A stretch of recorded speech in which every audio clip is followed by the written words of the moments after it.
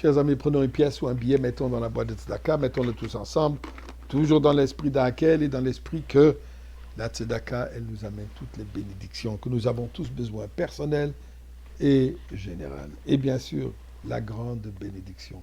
Ou plutôt pour Dieu, c'est une petite bénédiction avec un grand effet. La Géoula avec Mashiach maintenant. Eh bien, souvent, nous entendons des remarques. Des individus, des personnes qui viennent poser des questions au rabbin, et le rabbin dit, oui, ça pourrait être bon, mais mieux non. Et la personne s'énervera ou poliment dira, mais monsieur le rabbin, pourquoi est-ce que vous êtes tellement strict?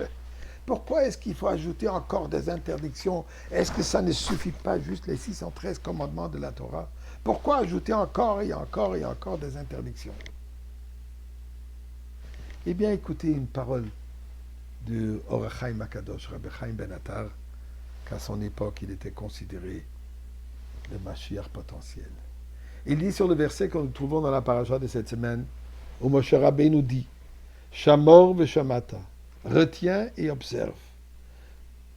Et kol advarim ha'ele, toutes ces instructions, asher anochi mitzaveka, que je te donne.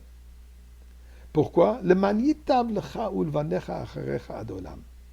Afin d'être heureux, toi et tes descendants à jamais. En faisant ce qui était approuvé et ce que Dieu trouve qui est juste. Eh bien, nous dit l'Or HaChaim, la Torah dit deux paroles. Shamor et Shamata. Observe et écoute. Retiens. Pourquoi cette double tournure? Pourquoi ces deux? Répéter le même mot. Principalement, ce qui veut nous dire est, écoute, suis les mitzvot de la Torah. Eh bien, dit Or HaChaim Akadosh que ceci, Dieu, Moshe Rabbeinu donc fait allusion aux deux aspects. Shamor, observer les mitzvot qui sont écrits dans la Torah. Les 613 commandements tels qu'ils se trouvent dans la Torah, assurez-vous de bien les observer. Mais ensuite, il dit Veshamata. Les sujets, les halachot, les gedarim, les siagim, qui ont été ajoutés durant les millénaires d'études de la Torah et les chachamim, qui ont au fur et à mesure ajouté des barrières.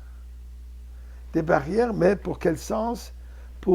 Comme précaution, afin d'assurer que les 613 mitzvot soient observés. Shamata, on les a entendus, dit le Passouk. Observe ça aussi. Puisque à l'ensemble, c'est ce qui vous amènerait votre bien et le bien à toujours. Un petit exemple, la Torah dit on n'a pas le droit d'allumer une allumette de Shabbat, on n'a pas le droit de faire un feu. Viennent les Chachamim, ils disent on n'a pas le droit d'allumer, alors ne touche même pas cette allumette à Shabbat. La raison est très simple, puisque si je vais la prendre en main, fort possible, et je vais m'oublier, je vais l'allumer Shabbat.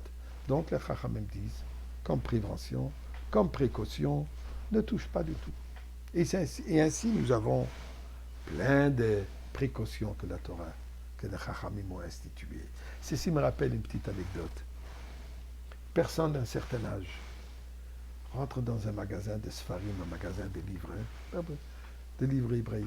Il demande au commerçant, est-ce que vous avez un sidour, un beau livre de prière? Mais je veux un qui a beaucoup de commentaires tout autour du texte du sidour. Il lui montre un. Il lui montre comme sur les pages, il y a beaucoup de commentaires, mais le texte du sidour est petit. Et aussi des lettres, des caractères de petite taille.